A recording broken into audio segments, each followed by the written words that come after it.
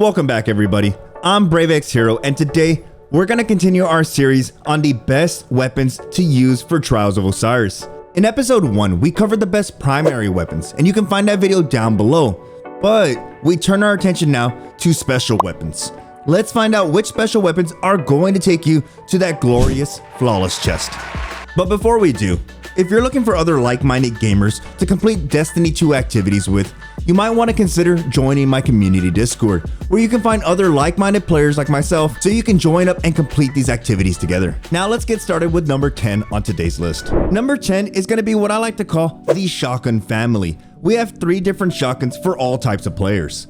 For starters, if you're looking for a shotgun with the most range possible, you might want to get your hands on the Time Lost Found Verdict. Yes guys, this one's a little more difficult to get, but trust me, once it's in your hands, you'll see why this shotgun made the list, because of its maximum range. Now, not all shotguns are created equal. Some are better than others. Some take more time to acquire. Our next one on the list is going to be Without Remorse. This one's a little bit easier to get, and yes guys, it's craftable, meaning you can craft the god roll you want, which caters to your playstyle. If you want a Without Remorse with more handling because you want to be able to draw it out faster, you can do so. But if you're looking for a shotgun with a lot of range, Without Remorse can get the job done, especially on those smaller maps. Lastly, if you just want to get your hands on a good shotgun, you can always go with the Fellwinter's Lie. This one can be purchased from the kiosks. After receiving multiple nerfs, shotguns feel a little bit weaker, but on small maps such as Anomaly and Cauldron, shotguns can really get the job done. But not only that, shotguns can be a great cleanup weapon. Maybe your enemy's damaged, they need one shot left, they're in the red, a shotgun can easily clean that enemy up. Coming in at number 9, we have the complete opposite of a shotgun. We have our snipers. And on today's list, we have 3 different snipers, but they all fall into the 90 RPM category. If you're just wanting to get your hands on a sniper right away, you might want to consider picking up the quest to acquire the Adored Sniper Rifle. Now there's several reasons why the Adored made the list. For starters, it's easy to acquire. Second of all, it's got high aim assist, sitting at a 68. And lastly, it comes with a standard set of perks. For those looking for a good sniper, you want to go with the perk Snapshot.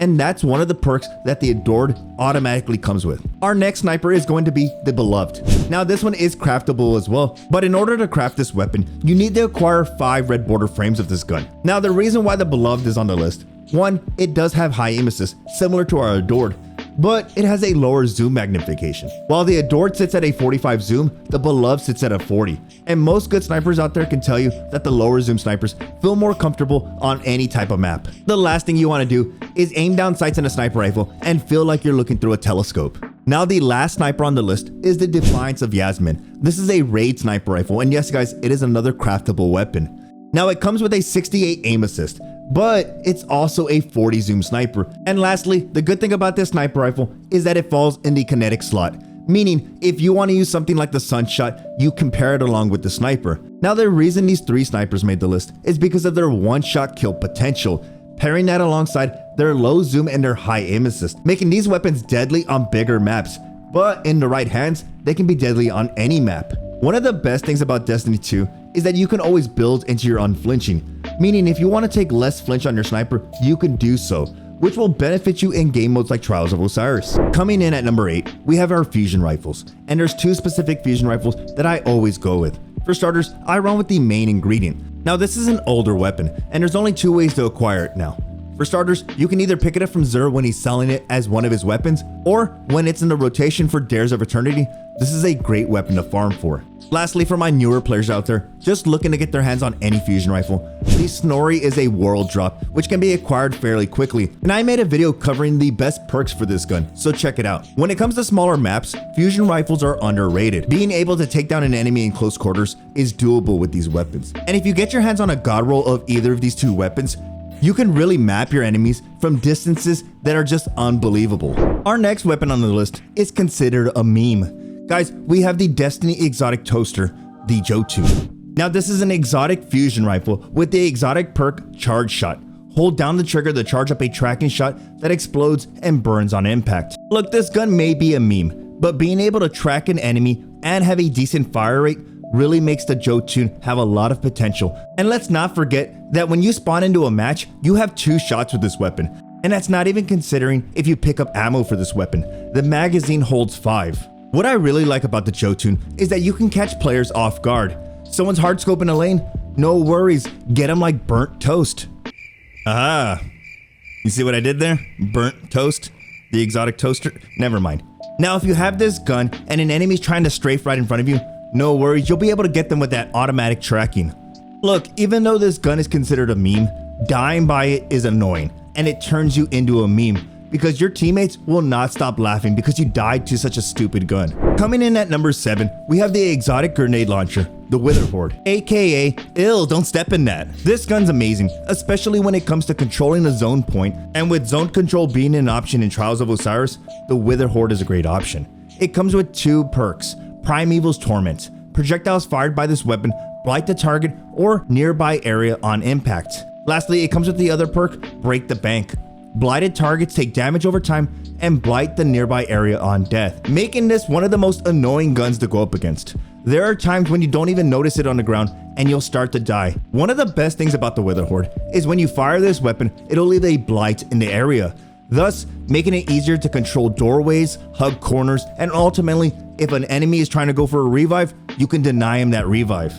Lastly, with a fully unlocked catalyst, this gives the weapon auto-loading holster, which is a great perk for all grenade launchers. Being able to fire this weapon and stow it, and it reload automatically, is huge when it comes to Trials of Osiris. Our next weapon on the list is what I like to consider a niche weapon. Not everyone can use it. We have our glaives. Now there's several reasons why glaives are really powerful. For starters, it has great blocking capabilities. If you can master the blocking, thus pair it alongside other perks, you can really be a force to reckon with. Let's not forget that only a few players actually know how to go up against a glaive user. If you've got a lot of time on your hands and you're willing to put in the time to master this weapon, I highly recommend you pick up a glaive. And if you've ever gone up against a glaive user, trust me guys, when you see it in their inventory, you kind of get that, here we go. With shotguns getting hit with nerf after nerf, players have been gravitating more towards slug style shotguns, thus making our next 2 weapons on the list highly effective in Trials of Osiris. We have the exotic energy shotgun, Duality, and we also have the kinetic shotgun, the Chaperone. Now the reason that I am suggesting these shotguns is because they have great one-hit kill distances. And not only that, the reason I suggested both of these shotguns is because it allows you to be fluid with your loadout.